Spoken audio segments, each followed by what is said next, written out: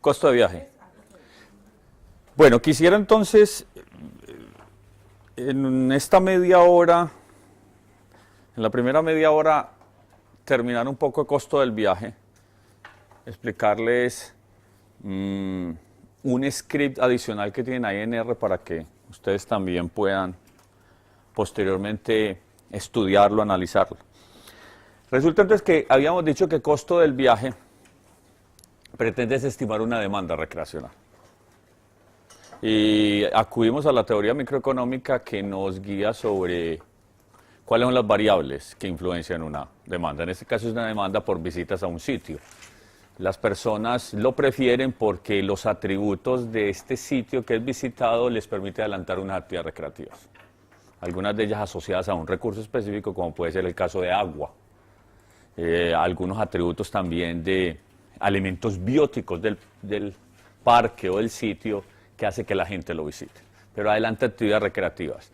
Miren entonces que costo del viaje me captura valor de uso, no uso, no captura. ¿Listo? El otro asunto entonces importante es que cuando yo tengo el modelo teórico, donde estoy capaz de explicar un comportamiento, a ello le alineo un modelo estadístico adecuado, que en este caso vimos que desde el punto de vista paramétrico las distribuciones más adecuadas podrían ser aquellas de naturaleza discreta y que toma valores no negativos. Y unas opciones son Poisson o binomial negativa. ¿Qué asunto tenemos con Poisson? Pues que podría haber una sobredispersión en los datos y por lo tanto no cumplimos el principio teórico matemático de que la media es igual a la varianza. ¿Qué opción tendríamos a eso? Hacer una robustez, un Poisson robusto. Y estamos entonces diciendo, no se distribuye Poisson, pero mantenemos la especificación del parámetro lambda sub i. Y si aún así no quedamos satisfechos, no nos queda sino una opción paramétrica que es binomial negativa. Eso se llama binomial negativa. Es mucho más flexible la binomial negativa, porque la varianza no es igual a la media. Resulta entonces que luego de estimar estos modelos, aquí está Poisson, miren entonces que los dos primeros momentos de la distribución son iguales, y aquí está ya binomial negativa. ¿Qué estoy haciendo intuitivamente con binomial negativa? Voy a asumir que el lambda sub i es aleatorio.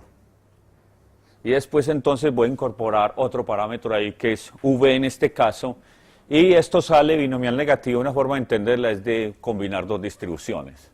Pero aquí aparece un nuevo parámetro, y cuando tengo más parámetros de una distribución, es mucho más flexible. Miren que en el caso de la normal tengo dos parámetros, una media y una varianza. En cambio en Poisson tengo un solo parámetro. Entonces eso también intuitivamente, el número de parámetros, mientras más parámetros le crea más flexibilidad, se comporta mejor a unos datos. El otro asunto después de estimar estadísticamente un modelo como estos de demanda recreacional es que el último y el más importante paso es calcular las medidas de bienestar. Y recuerden que como medidas de bienestar tenemos tres: excedente del consumidor, variación compensada y variación equivalente. La pregunta empíricamente es, ¿cuál es más fácil de calcular? Y como les mostraba Felipe ayer, la más fácil de calcular es un excedente del consumidor, porque en una demanda lineal es calcular el área de un triángulo. Así como lo vieron ayer. Así de sencillo. Resulta entonces que ese excedente del consumidor, que es un tipo de medida de bienestar, es una buena aproximación a las otras medidas si el efecto ingreso es muy bajo. O sea, uno podría decir, ¿cuánto se gastan los hogares y las personas en recreación? Primero, asignamos el presupuesto disponible a gastárnoslo en qué. La prioridad primero no es recreación. La prioridad primero son otras necesidades. Y después de que eso, hago recreación. Si eso es así, entonces cuando miro mi gasto en recreación es un porcentaje muy bajo con respecto a todo mi gasto total. Y uno podría decir entonces que el efecto ingreso es bajo. Y si el efecto ingreso es bajo, el área de bajo una demanda marshalliana, que es lo que le decía Felipe, se aproxima es igual a una demanda hicksiana. Y calculamos el excedente del consumidor. Cuando integro y hago esa área para esta demanda semi-log, mire que es semi-log porque es exponencial. ¿Por qué es semi-log? Queda determinada la forma funcional en la aplicación empírica en la forma en que parametriza el lambda. Y lambda se parametriza exponencial de todas las variables que explican la demanda. ¿Por qué coloco exponencial? Para garantizar que el lambda es mayor que 0. No hay otra razón. Es la forma entonces de pasar de la función de densidad a un modelo de regresión. En ese caso entonces, la fórmula para calcular el excedente del consumidor, o sea, el área que está por encima de precio y por debajo de la demanda, es esta fórmula. X1, la cantidad de viajes cuando el precio es 1. X0, la cantidad de viajes cuando tengo un precio P0. Y lo divido por el coeficiente o beta asociado al costo de viaje. Yo tengo un buen estimador de ese beta. Cuando corro R, este beta, que es de la población, tengo una muy buena información de la muestra y calculo o estimo el beta gorro. Y me fijo que sea estadísticamente significativo, que como decíamos ayer, me voy a la columna de T y tiene que ser mayor de 2 en valor absoluto. Entonces, es estadísticamente significativo de coeficiente, es un buen estimador, cumple propiedades estadísticamente deseables y lo puedo usar para el cálculo del excedente del consumidor. Si X1, o sea, estoy mirando el valor de acceso, supónganse, por ejemplo, en el caso de una demanda lineal que tiene un intercepto aquí con este eje, esto es pesos y esto es cantidad, y supóngase que tengo un individuo acá que con este precio que es costo de viaje hace este número de viajes.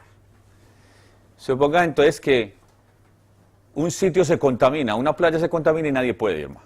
O sea, la gente pasó de acá a acá, no puedo hacer más viajes. Y el efecto en el bienestar es mayor si no tengo sus sitios sustitutos. Si tengo sitios sustitutos para ese sitio contaminado y que ya no puede ser usado para actividades recreativas, mi bienestar no es tan afectado.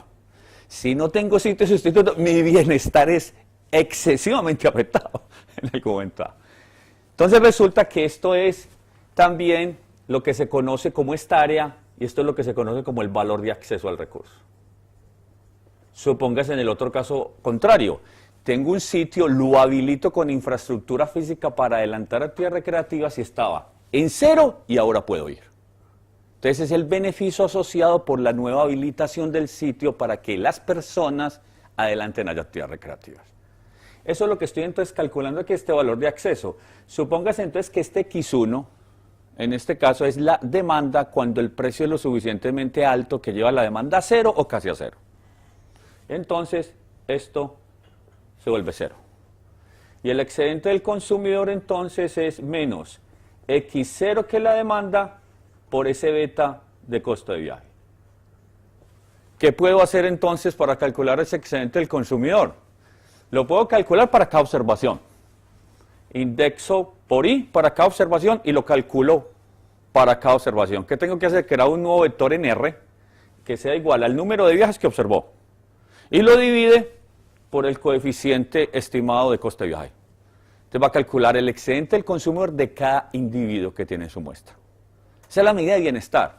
Ojo que aquí esto es pesos, la cantidad de dinero, lo que le representa. Miren entonces lo bonito de esto, con un dato de viajes observados y un coeficiente que tengo del modelo estadístico, determino la cantidad de dinero que le reporta a ese individuo el poder ir a ese sitio y adelantar actividades recreativas. Dinero. Entonces, una forma es calcular el excedente para cada observación.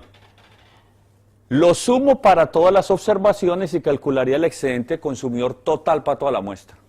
A veces el excedente del consumidor para una muestra representativa, 400, 500, más de 600 observaciones que tenemos en el caso del estudio de Texas, dan a veces cifras altas. Aún con los valores estimados de bienestar para la muestra, ya los beneficios son a veces altos, todavía no he llevado ni siquiera población. Esa es mi muestra. Recuerden que yo sí tomo la muestra representativa, después hago inferencia a la población. Y yo digo, no, bueno, pues es la muestra, pero ¿cuál es la población relevante? Entonces todavía me va a dar mucho más beneficio. Pero nosotros hemos hecho algunos análisis y solamente con los beneficios de la muestra compensa los costos en que incurre incluso para habilitar un sitio para actividades recreativas. Entonces uno puede ir mostrando ya, excedente del consumidor total para la muestra, excedente del consumidor para una población relevante, la población más cercana, excedente del consumidor para toda una población más relevante. Y es muy usual en los papers encontrar varias formas de presentar, digamos, esas medidas de bienestar. Otra forma muy sencilla es calcular el excedente del consumidor por un viaje, por un solo viaje. O sea, ¿cuánto tengo de bienestar en términos económicos cuando hago un viaje a ese sitio para alentar las actividades recreativas específicas? Resulta entonces que eso, el excedente del consumidor por viaje, por un viaje, es lo mismo que dividir esto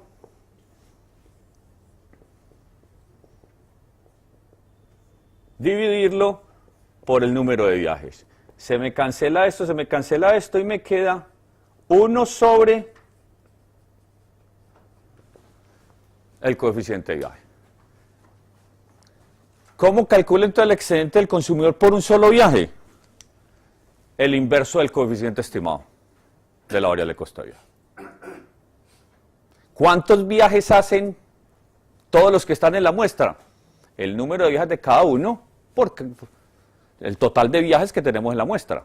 ¿Sí o no? O sea, yo tengo la variable trips ahí, ¿cuántos viajes totales hay?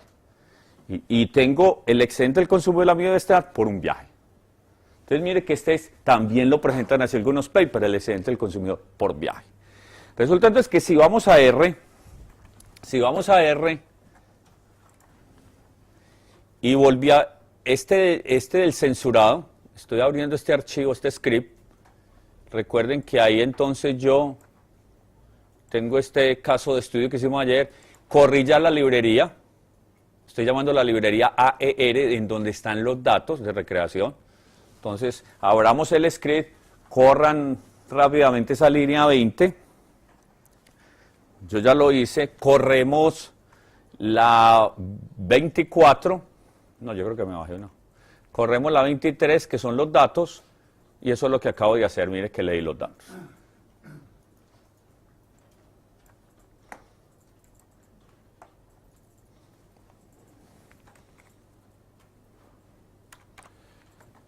Resulta entonces que si yo hiciera el summary de esa base de datos, le estoy poniendo el summary acá, quiero mirar entonces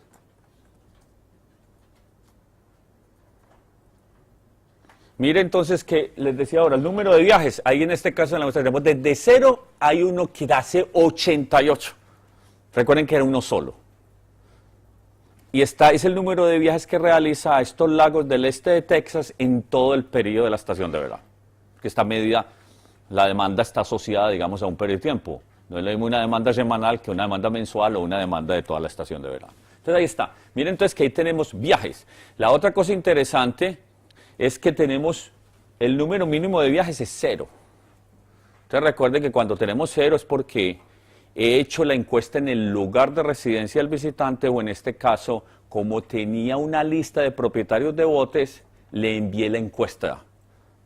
Entonces esto también nos da una idea de muestras censurada, que en términos estadísticos también es que yo sé que el valor está en un rango, pero no sé exactamente en cuál.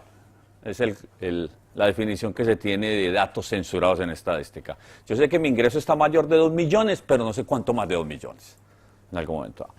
¿Cuál es entonces la importancia de tener estas muestras censuradas? Porque podría evaluar cómo haría, qué tendría que hacer en términos de política pública para aquellos que en este momento tienen 0 viajes, hagan al menos un viaje.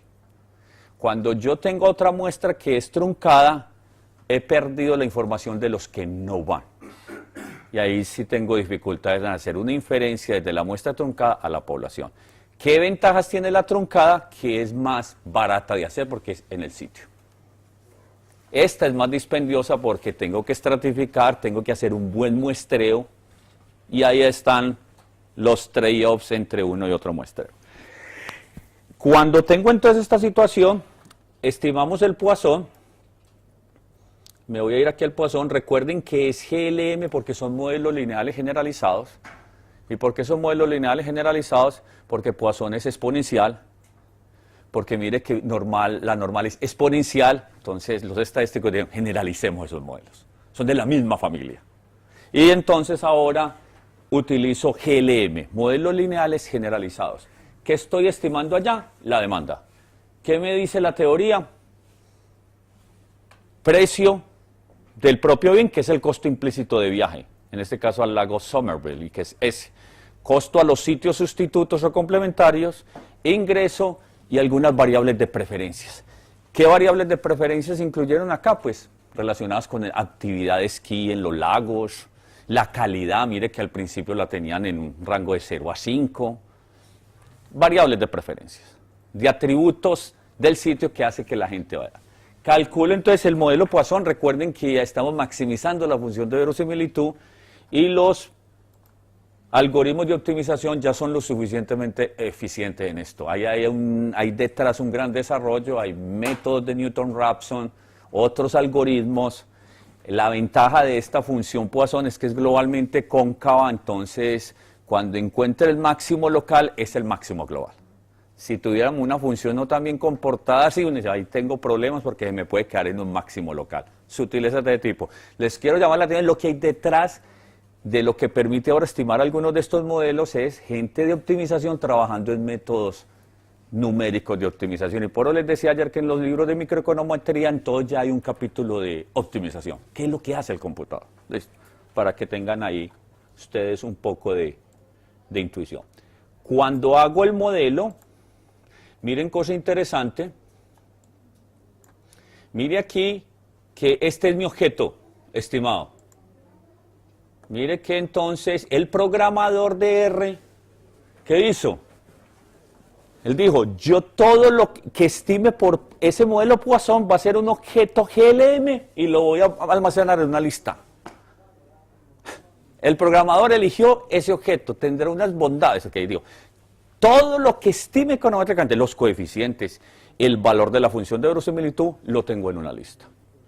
Yo debería sacar de esa lista lo que a veces me sirve en el momento. Quiero el valor de la función de verosimilitud, quiero los valores ajustados, véanlos acá, los valores ajustados están acá. Residuales, aquí están. Entonces, en R hay que entender muy bien siempre de qué objeto estoy trabajando. Mis datos son leídos en un data frame, lo necesito llevar a una matriz, mi resultado empaquetado está en una lista, necesito sacar un dato de la lista, ¿cómo lo hago? Y eso es lo que lo va guiando a uno en este, digamos, uso de R. Cuando yo voy entonces acá, resulta que el coeficiente que me interesa es este. Ese es el costo del viaje al lago Somerville. Recuerden entonces que tres cosas interesantes. Primero, yo chequearía la consistencia de los signos. Segundo, la significancia individual, que es este valor de t, o cuando la t, el n es grande, tiende a una z, entonces miro. Chequeo con un 2 en valor absoluto. Y miro significancia global, que no hemos profundizado mucho en eso, pero creo que serían los tres elementos para decir, bueno, el modelo es sensato, no es razonable o no. Y resulta entonces que, si ustedes ven aquí es sospechoso algo, uno dice, son zetas de value muy altos, y yo creo que eso es efectivamente por sobredispersión. ¿Y cómo chequea sobredispersión? Calcule la medida de esos datos, calcule la varianza de los datos, que lo puede hacer en R, y mire si son iguales. Mire que en ese caso la varianza excede la media. ¿Qué hago entonces con el coeficiente este? Supongamos, estoy en un Poisson, quiero calcular el excedente del consumidor por viaje. Mire que es estadísticamente significativo, súper estadísticamente significativo, está en menos 25. ¿Qué hago yo con este coeficiente? El inverso de este coeficiente, 1 sobre eso, es el excedente del consumidor. Por viaje. Por viaje. O sea, si hacemos ese cálculo, es 1 sobre eso, el excedente del consumidor por viaje. Lo voy a hacer acá.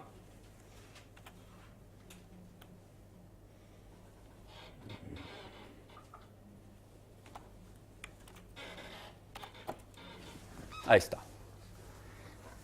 ¿Qué problemas tiene la gente? Entonces, claro, mire que yo no saqué de la lista coeficiente, porque lo puedo hacer con coeficientes, no tiene necesidad. Con control C y control V, no me preocupe. ¿Qué problema tiene esto? Entonces, aquí la gente confunde. Oye, sí, ¿cómo me dio el excedente del consumidor negativo? Porque se trajo el signo negativo al coeficiente. O sea, la gente, oye, pero no puede ser, ¿cómo que entonces si voy al sitio, me representa una mejora y me va a dar una cosa negativa? Es un problema pues de cómo se trajo el signo. En este caso, el excedente del consumidor por viaje son $23. Eso es el valor monetario asociado al cambio de bienestar por tener la posibilidad de ir a ese sitio. El inverso del coeficiente. ¿Qué? Se puede leer como que estaría dispuesto a pagar esa es una disponibilidad a pagar. Esa es una disponibilidad a pagar. Eso es lo que el área que... Él pagó esto. El individuo tal pagó esto. Pero aquí está dispuesto a pagar mucho más. Pero paga menos. Todo estaría por un viaje. O sea, el 23 sería el intercepto. Todo el área. Todo el área. Todo el área. Sí, si puedo agregar algo, ahí hay que tener cuidado con esa segunda interpretación, porque el problema central con esto es que nosotros tenemos una función de demanda. Si yo al precio que él pagó le sumo estos 23, su demanda va a ser distinta. Y habría que predecir la demanda si yo eso lo transfiero a tarificación. Sí, este es un tema bien común, que mucha gente usa estos métodos de costo del viaje para tarificar y cometen el error de decir, bueno, al precio ahora le voy a cobrar esto.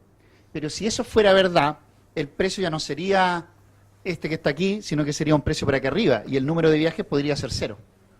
Y entonces tarificaría mal. El tema de la tarificación es un poquito más complejo. ¿Ya? Es que ahí hay que pensar bien, yo tengo mi función de demanda, ¿qué tarifa establezco de tal forma de, por ejemplo, tener los ingresos suficientes para financiar el parque? Porque el tema central es que yo uso tarificación para financiar y para regular demanda. O sea, es una pregunta un poquito distinta. Bueno, entonces, ¿qué hemos hecho? Tenemos el modelo de comportamiento, tenemos el modelo estadístico estimado y recuperamos de esa estimación una información que en este caso para el excedente del consumidor por viaje es el inverso del coeficiente estimado de la variable costo de viaje. Y ya tengo excedente. Listo. Ya tengo excedente. Supongamos entonces que lo hago para toda la muestra. Tengo entonces los beneficios totales por la posibilidad de ir a ese sitio. Y la pregunta que lo tengo que comparar es con los costos en que incurrí para haber desarrollado la infraestructura física que permite esa recreación. Y hago análisis costo-beneficio. Entonces ahí es cuando utilizo la información de valoración económica para mejorar el análisis costo-beneficio. Entonces supongo que la gente está diciendo, oiga, nosotros tenemos unos parques que tienen una singularidad biológica y yo creo que esto lo va a visitar gente. Tanto gente nacional como internacional. Y yo creo que yo voy a incurrir en unos costos de infraestructura. Pues los costos de infraestructura los media pues todos los costos en que incurren, cuanto lo físico. Lo que no tiene es ¿qué? Los beneficios.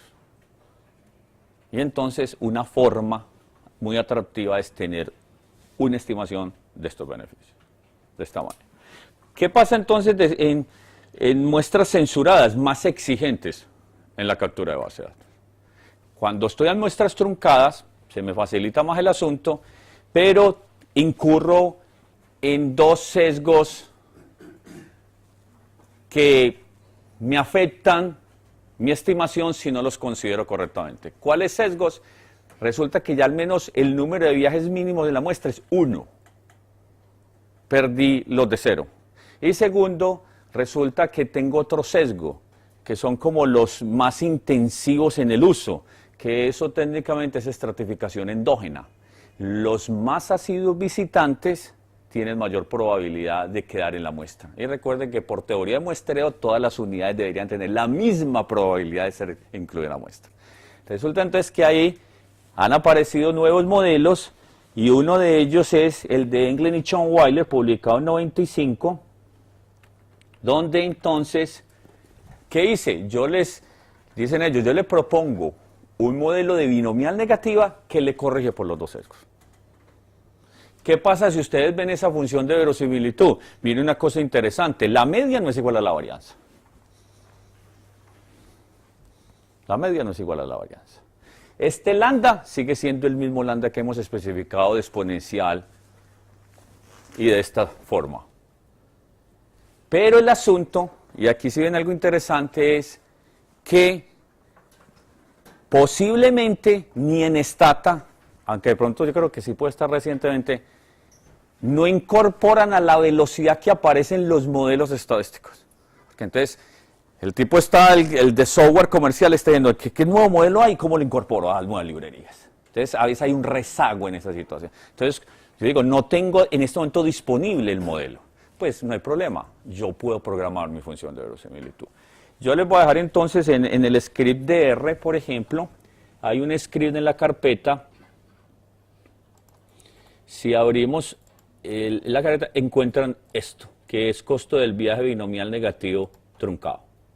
Si la miran ahí, tienen una base de datos que va a ser aguas, y miren entonces que aquí lo que hice fue una función que me permite programar. Esta es la función. Mire, la función de verosimilitud es esto. ¿Qué es esto que estoy colocando acá? Es exactamente lo que tengo acá en función logarítmico. Esto. Logaritmo de Yesui, viajes. Recuerden que es una sumatoria, logaritmo de Y, viajes aquí es Y. Logaritmo de gamma, L gamma, Y más 1 sobre alfa. Vamos a ver, véalo acá. Cojo la función de verosimilitud que está en el artículo. O yo soy capaz de especificar el logaritmo de la función de verosimilitud. Y ahora necesito copiarla ya para programar. Entonces, la otra ventaja que tiene R es que yo puedo crear funciones. Entonces, en este caso, hagamos una función en R que corresponda a la función de verosimilitud de binomial negativo del modelo propuesto por Engler y Chauvel, y lo corro, y me va a estimar. Entonces, ahí es donde estos software, cuando yo tengo control sobre lo que yo puedo hacer, no quedo dependiendo solamente de lo que está empaquetado en el software. O sea, no puedo perder la posibilidad, tiene que ser un problema demasiado difícil. Puedo inclusive utilizar información previa, el gradiente, las derivadas, metérselas de manera manual. Y ahí es cuando esos software comerciales se vuelven muy potentes, porque es lo que les digo antes, no te deja varado nunca el carro. Tiene que haber un problema muy complejo. Y entonces el asunto es que cuando yo me limito solamente a usar software comercial, estoy perdiendo la posibilidad de programar esta situación. Y miren que no es muy complicado. Entonces la cuestión, yo les dejo este script para que ustedes lo miren con calma. Miren inclusive que en este caso el modelo binomial negativo, aquí la función es un opt-in. Es un opt-in. Y usted puede ir a buscar en ayuda opt-in y le va a decir qué es opt-in. Y lo que estamos haciendo es que estamos maximizando la función de verosimilitud. Entonces, ¿qué pasa con esa binomial negativa? Ojo que me corrige por esos dos sesgos.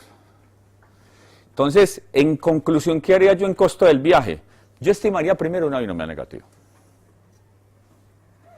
Hago un test de efectivamente si uno de los parámetros que me genera la sobreexpresión no es cero, entonces la binomial negativa no va a colapsar a Poisson.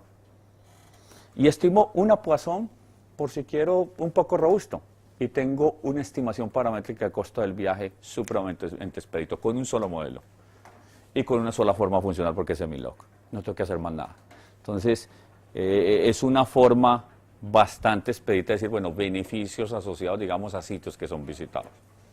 ¿Qué actividades desarrollan? Esa sí es una cosa interesante de evaluar primero.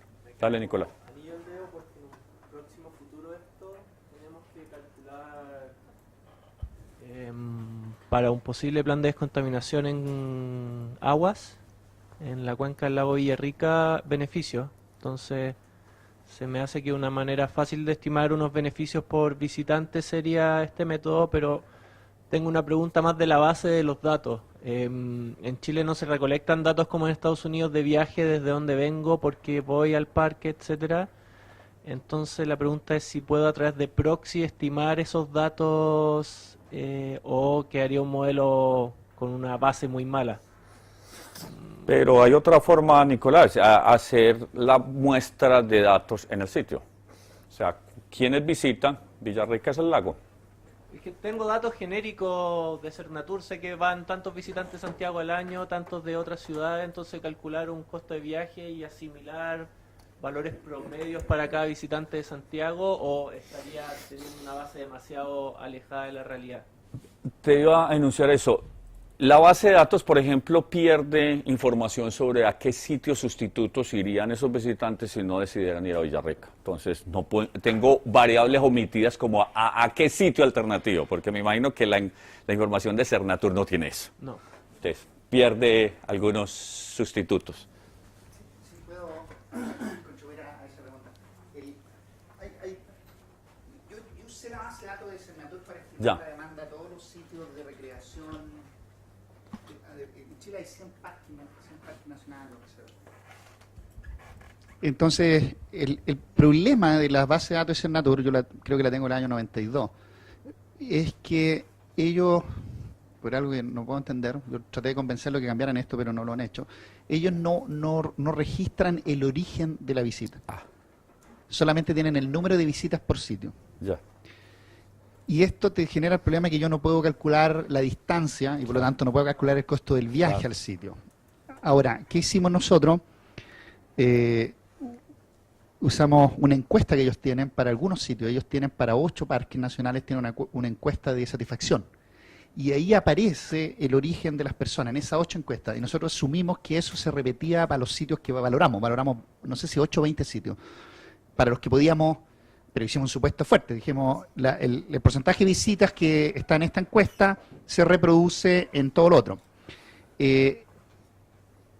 Yo, después de que terminara Sergio, voy a decir esto, pero lo voy a decir ahora. El problema con el método de costo del viaje, como lo está presentando Sergio hoy día, esto básicamente se terminó de hacer en Estados Unidos en los 90 o el 2000, ya nadie más hace el costo del viaje para un solo sitio.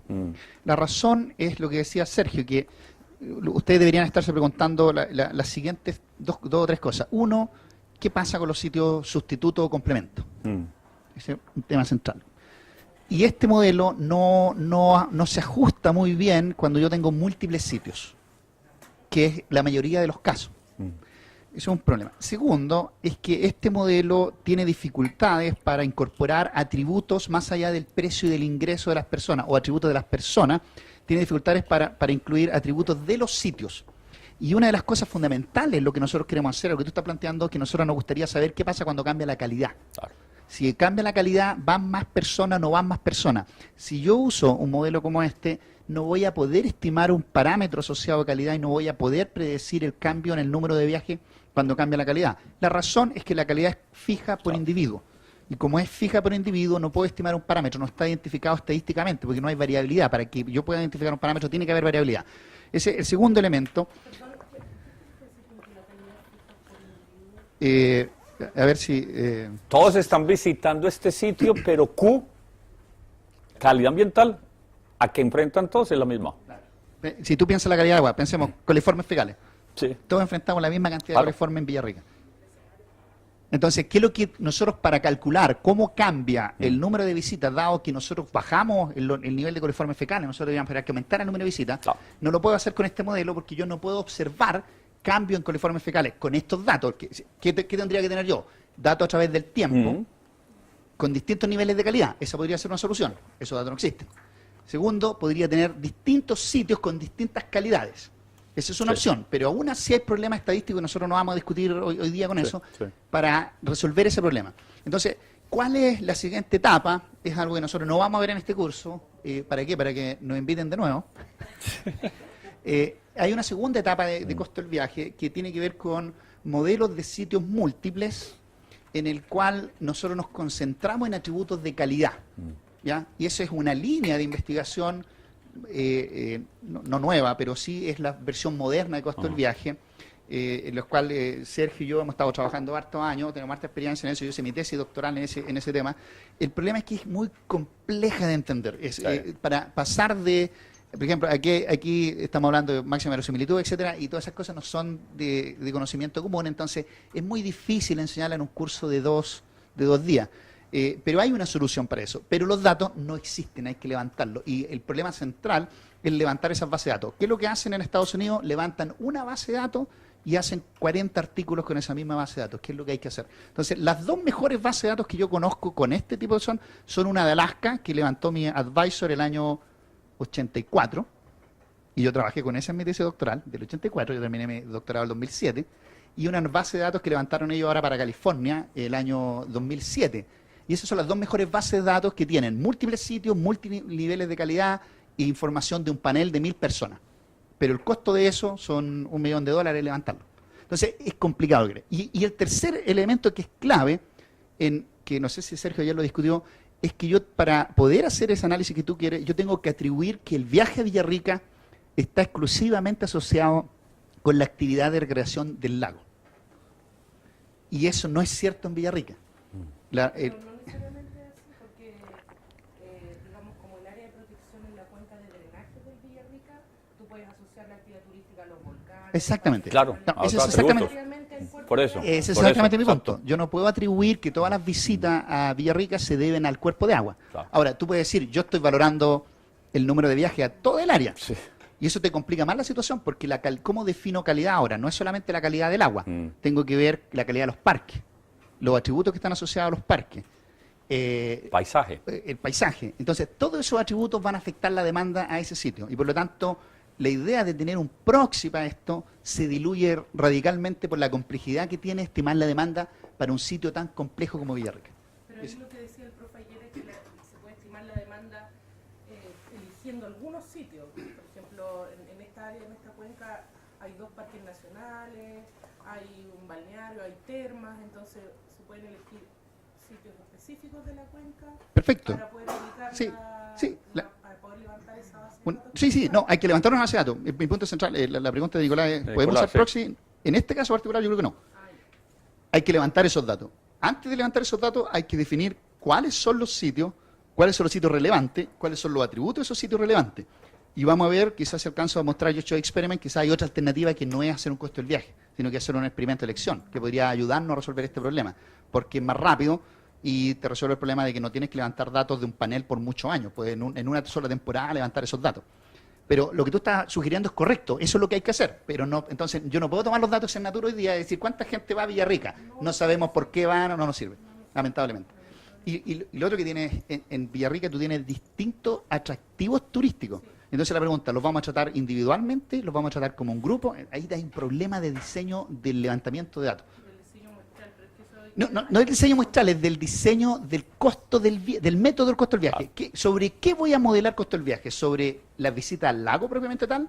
Las visitas a los parques, las visitas a los ríos, las visitas a los otros atractivos turísticos que hay, o a las combinaciones de ellos. ¿Qué es el viaje para nosotros? Ese es el central. Ahora, uno siempre podría tomar datos agregados de sitio, porque originalmente el modelo de costo del viaje fue diseñado con datos agregados, eso no es problema. De hecho, yo usé datos agregados para estimar el modelo de demanda recreacional por parque, y eso resolvería, creo que está en uno de los parques de Villarrica. Miren, ese es un informe que nosotros hicimos para el Ministerio de Desarrollo Social. Ahí está la estimación. Da una cuestión súper razonable. Felipe, ¿tú tenías una pregunta? Sí.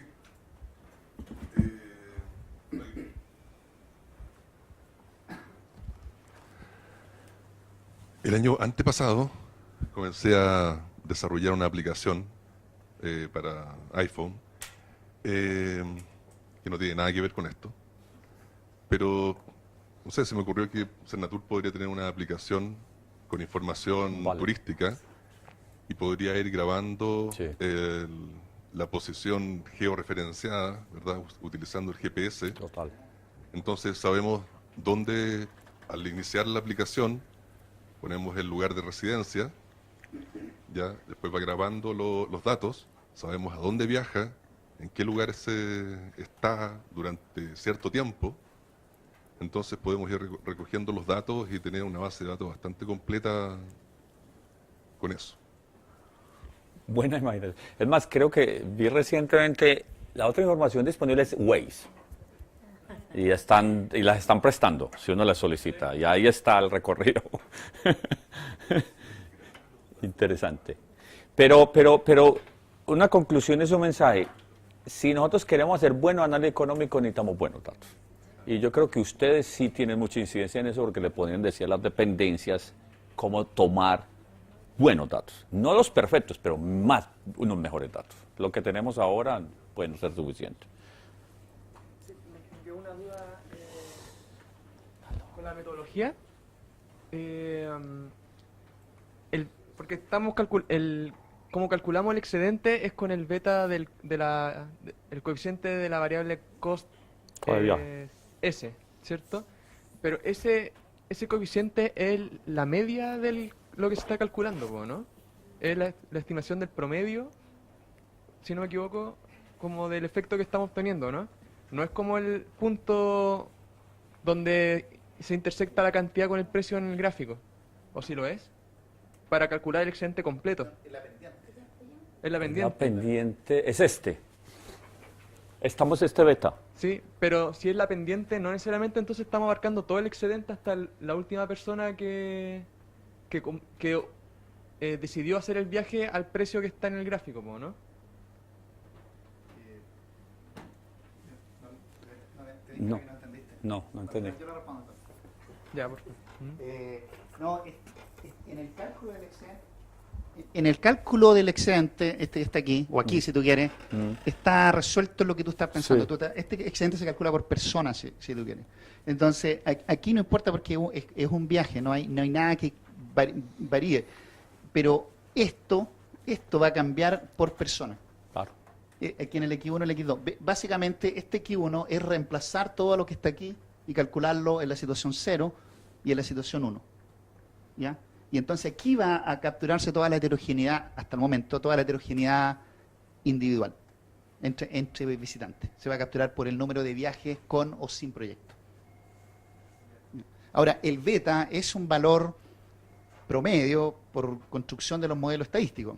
Ahora, tu pregunta tiene una arista bastante más compleja, que es, puedo transformar ese beta a una cosa que se llama parámetros aleatorios que capturen heterogeneidad entre los consumidores. La respuesta es sí, pero está más allá del alcance de este curso. Entonces se puede hacer. No se hace mucho en costo del viaje, pero se puede hacer. O sea, indexar el beta para estimarlo para cada observación. Para encontrar, no se puede estimar para cada observación en principio. Necesitaría miles de observaciones por persona.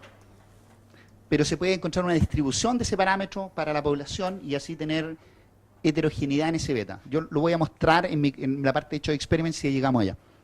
Y la última pregunta, si ese beta... Documento porque quieren grabar.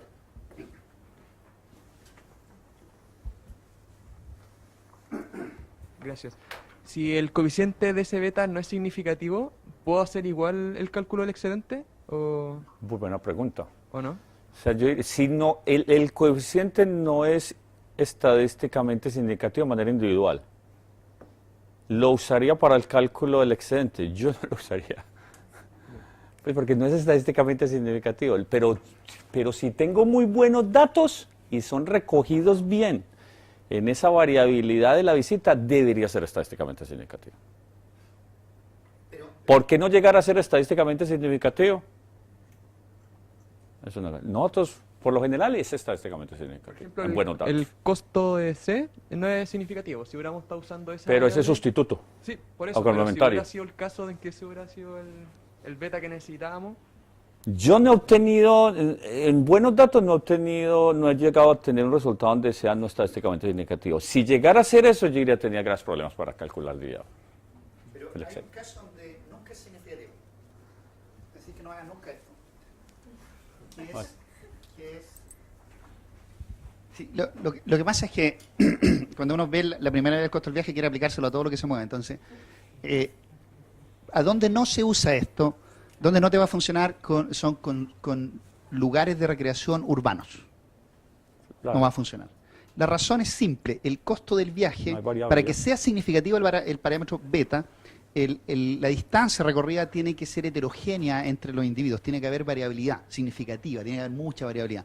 La significancia estadística de estas betas es, no sé si, inversamente proporcional a la varianza en la variable explicativa, es decir, en este caso, el costo del viaje o la distancia. Entonces, si yo tengo un parque urbano y trato de estimar un costo del viaje asociado exclusivamente a la gente que vive en esa ciudad, lo más probable es que no tenga suficiente variabilidad. Es lo más probable, a veces funciona, pero es lo más probable que no tenga suficiente variabilidad en la distancia.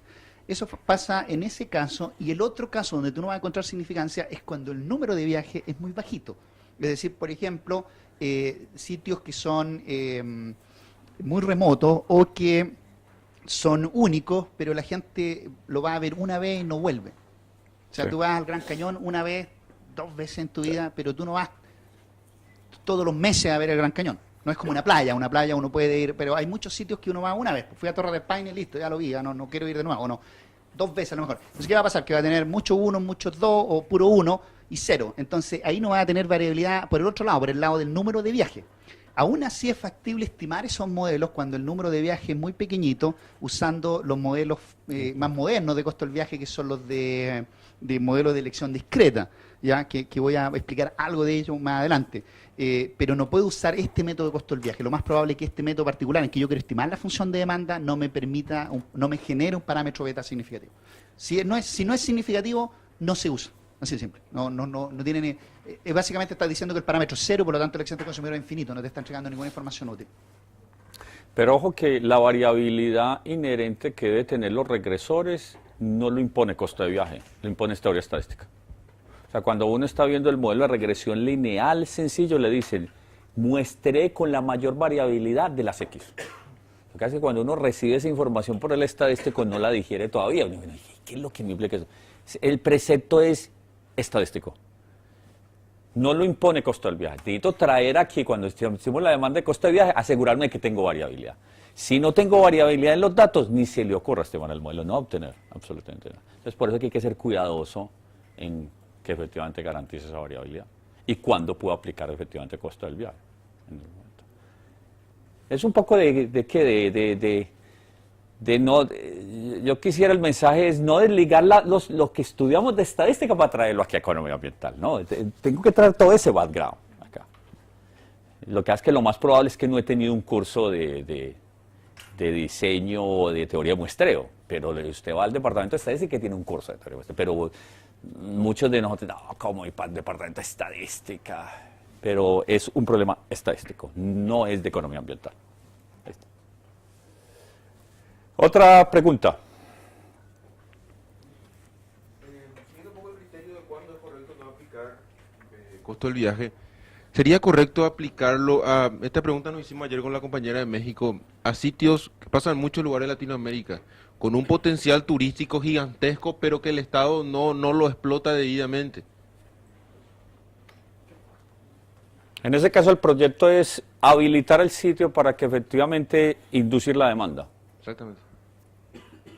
¿Y dónde está la idea de que efectivamente lo van a visitar? O sea, es una demanda esperada. Si yo creo que si hago esto, la gente viene. La pregunta inclusive es, en esas encuestas que he mirado recientemente de turismo, ¿qué buscan los turistas internacionales con los 2 atributos o 3 más importantes para visitar un sitio? Los estudios mostraban seguridad y servicios mínimos. Si eso es cierto, entonces necesito generar esa cantidad mínima de atributos para que la gente venga. Yo espero entonces que si hago la obra garantizando 2 cuestiones, la gente va a venir. Eso es expectativa también. Ya. Tendría que hacer eso y vamos a ver cuántos vienen. ¿Sí? Ok. La gente dice, no, aquí habría una gran potencial con agroturismo, pero es potencial. La única manera de probarlo es habilitemos el sitio y miremos a ver cuál es la demanda ahora observada. Y ahí más podemos comparar en algún momento. En el caso es hipotético.